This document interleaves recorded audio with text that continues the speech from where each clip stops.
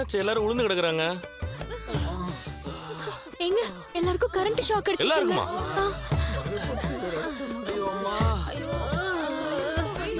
ஏண்டா என்ன கொல்ல பாக்குறீங்களா? உன் பொண்டாட்டி என்ன பூரி கட்டையாலே அடிச்சிட்டா.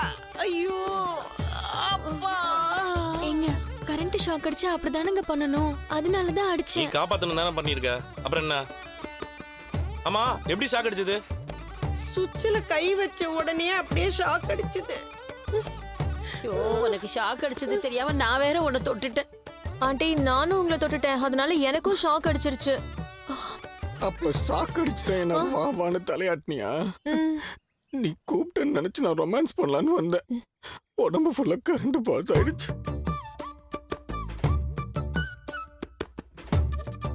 சத்தி, உனக்கு எப்படி ஷாக் அடிச்சது?